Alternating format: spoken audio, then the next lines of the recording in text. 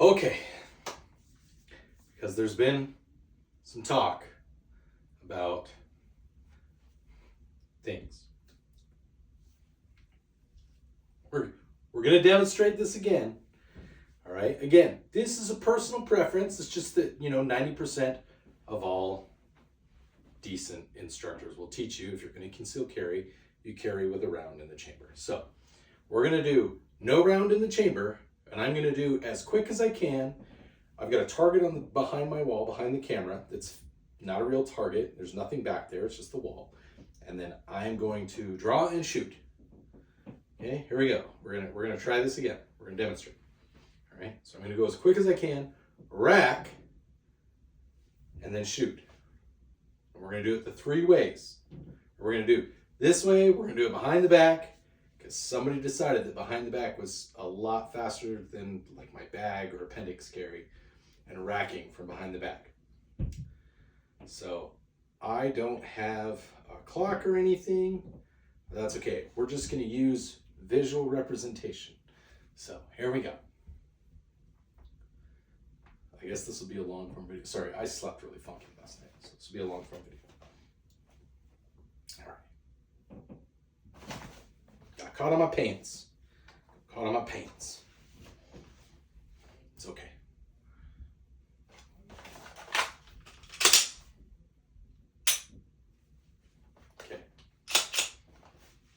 How fast that was. Now I'm going to do appendix carry and not rack it. Actually, I'm going to redo that one again because I feel like I forgot that I needed to rack it. So that's the other thing. When you're in a situation you feel like you need to draw really quick, are you going to remember that, oh shit, I'm not carrying around in the chamber, I got to rack it? Because if I would have done that and somebody pulled a gun on me and I was trying to be, I don't know, like a faster draw than they are, and they're already pointing a gun, I'm dead. Granted, if somebody's pointing a gun at you, just give them what they want and then try to resolve it however you're going to resolve it later. Let's try that again. I had to get my target acquisition. I don't just pull the trigger. I'm putting my target on, or my sight on the target. So now I'm going to do simulating a round in the chamber. So you're going to pull it and pull the trigger. So, got it. Now we're going to do behind the back. Behind the back.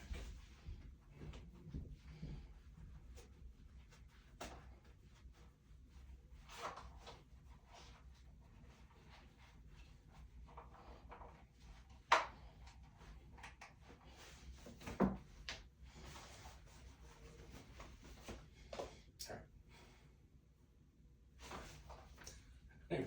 I don't know how to do this fast.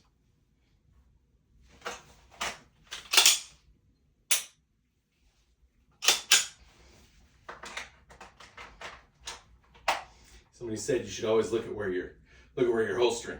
It's behind the back, so I don't know how I'm supposed to do that. We're gonna try that again. That was about as graceful as a retarded monkey.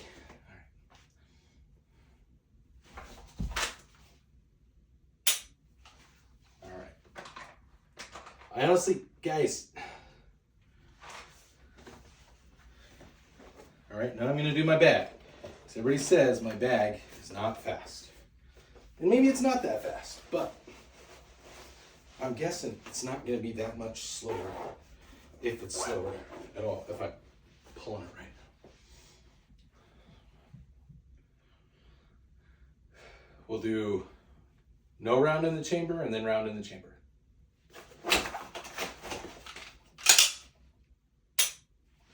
That was slower. We'll try that again.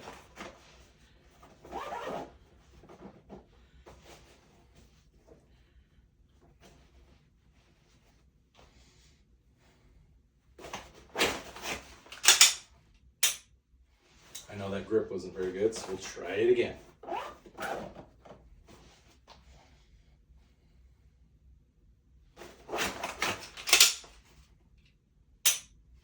Okay, I'm going to call that decent. I'm going to simulate round in the chamber. All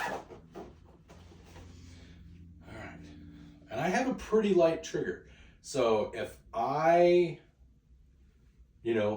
am not using proper trigger discipline, you should hear this thing click before I get it on target.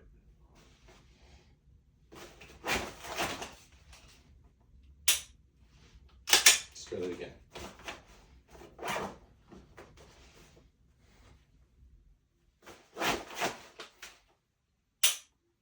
That was pretty quick, guys. One more time.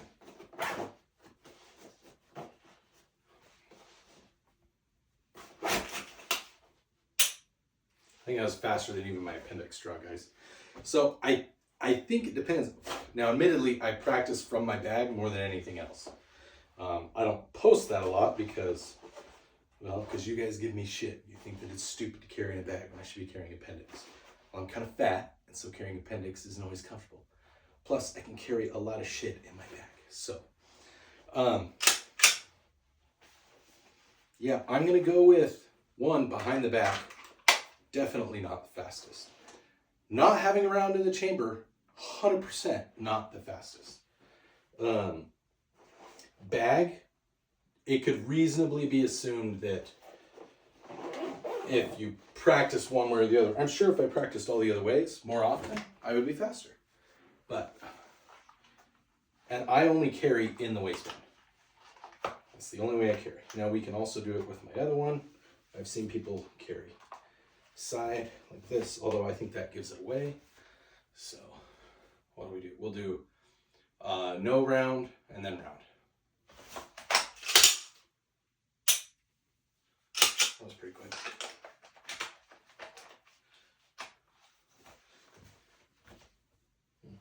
I mean, you can kind of tell. If you're from the side, you can tell I'm carrying a gun.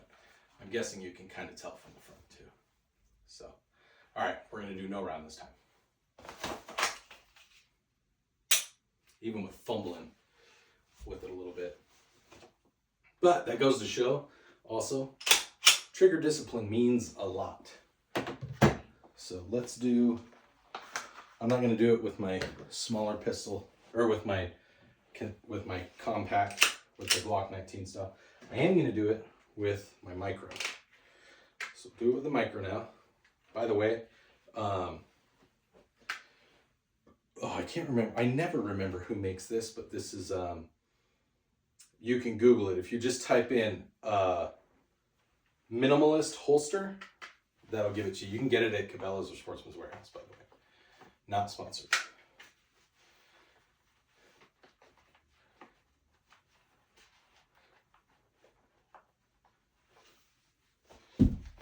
Okay, so we're going to do no round in the chamber, and then we'll do round in the chamber.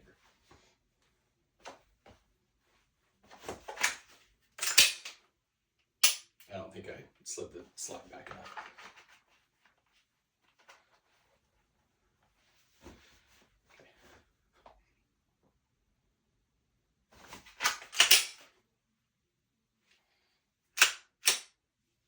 Okay.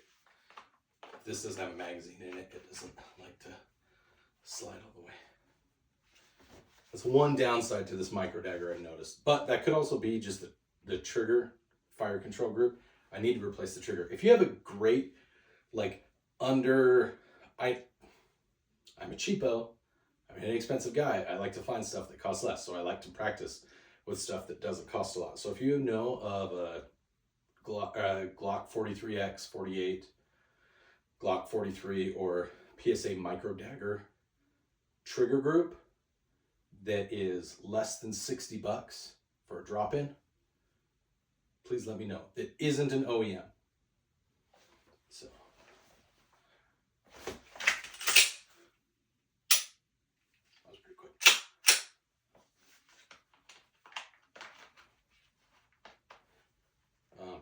I would not recommend, if you have a round in the chamber, holstering this particular pistol in that minimalist waistband. It's really small and you're aiming for that thing. So if you do get the minimalist waistband, maybe, or minimalist IWB holster, probably take it off your belt and holster it and then just do it all as one so that the trigger's covered. Just ripped off my fingernail almost. That's fine. Maybe I should carry this more often. I feel like I'm pretty solid with this.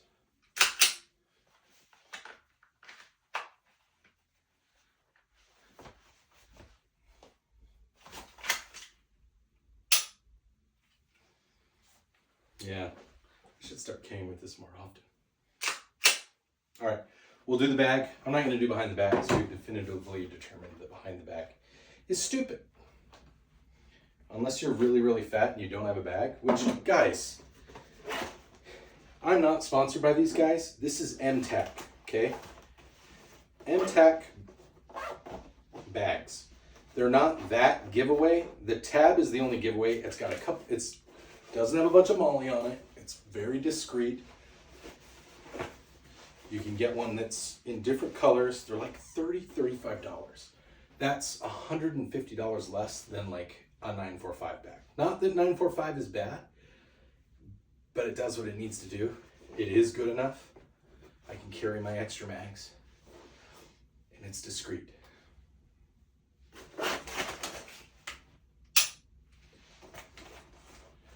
I'm not changing my Velcro on this, by the way.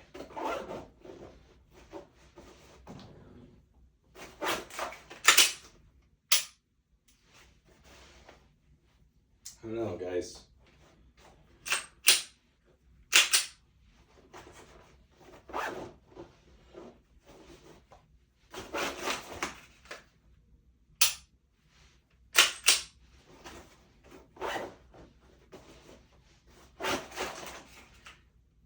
It keeps hitting on the back of this.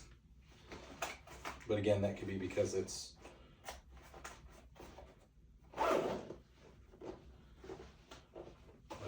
you guys are gonna, only like 25 people are gonna watch this long form video anyways. Might help if I did that. All right, I think I beat this horse enough. You guys, you've seen me do this. We've talked about it. All of it is faster than anything. I'm not gonna put my holster, I'm just gonna put it right here, okay? All of it is gonna be faster than, or whatever the crap that is, okay? And if you want to compare that to even Israeli carry, just straight up, again, okay? Still got my bag on, all right? That is still faster than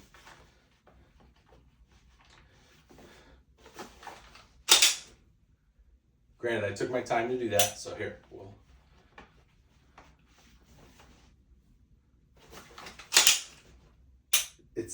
you're still faster just drawing it, and then as you're drawing it, again, it's more about trigger discipline, and it's more about just taking the time to put your target on sight. And again, we've talked about this. I've mentioned it before. What scenario are you actually going to have to, oh shit, and pull it out and rack or whatever, and just like the fastest target acquisition you've ever had in your life? If there's a shooting that's happening and you're gonna try to help, and that's the verbiage I'm gonna use, try to help, okay?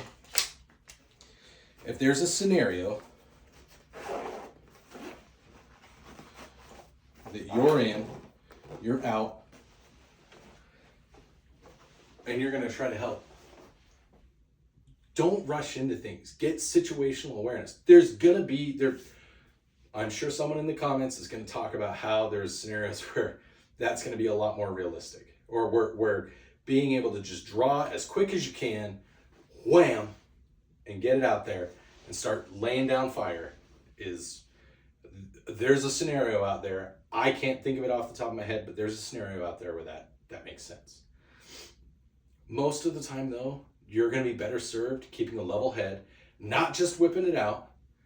Get a little bit of situational awareness, even 15 seconds in situational awareness, okay? We're talking about just bam, bam, bam, bam, bam, or shots fired, and okay.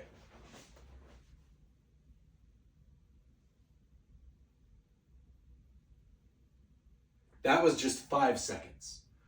5 seconds of situational awareness can save a lot of people's life. Now, there might be a situation where 5 seconds, there isn't 5 seconds. But my guess is that there's going to be enough of a lull in any situation that you might be in, and someone who has gone through the process of learning the laws, Because I know you didn't just go to the course and then that little disc that they give you, or the thumb drive that they give you, says, this has all the laws of your state that you need to know. Now here, sign your paperwork because I talked to you about the most pertinent ones. But these are the rest of them that you need to do on your own, but we're going to go ahead and give you the license, because that doesn't happen in any states at all. And there are definitely not states where you don't have to shoot at all. Okay? I'm not trying to be critical, or constitutional carry states. I'm all for it. But for the Rambos out there, and the FUD Rambos that especially don't know what they're doing, like, learn the law. Take the time to practice and get some situational awareness. Your brain is your most important weapon in any situation. All right? So don't forget about that weapon by just going all Kung Fu, Rambo, Duke, Arnold Schwarzenegger on the situation. Yes, I'm using every trope that I can think of. Take your time to be smart. All right? I don't go to the range very much. You guys know that. I like to go to the range, and when I go to the range, I go for a long time. But I don't go to the range very much because I have almost adult children and a life. My wife and I are both in a career, and I'm doing this, and I'm working, and I'm in the military. And there's lots of things that happen in my life. So going to the range is a treat for me. So I have to do dry fire. I have to do all this stuff. You guys have seen my videos. This is how I practice. Little teeny target on the wall that I practice with from about, it's maybe 10 feet away from me. And I trust that my dry fire stuff is going to be enough that when I get into a situation, I've shot enough firearms throughout my life. I know how my firearms recoil and react, and I know how I shoot with my optics and everything that I have. So the dry fire for me is enough, but you should go more than me. And you should be aware of how you're going to react in a stressful situation. So take that for what it's worth. This was a lot longer than I thought it was going to be. I was just going to come down and film some goofy shorts, and maybe I still will. What should I do? What should be a goofy short that I film? Whatever. I'll think of something. I can't think of anything off the top of my head. Anyways, thanks for tuning in. I hope you like this video. Always carry every day. Always carry it around in the chamber. Don't be afraid to be below average if it means keeping your kids safe from wokeness and stupid ideologies. Wear it with a badge of honor. Thanks, guys.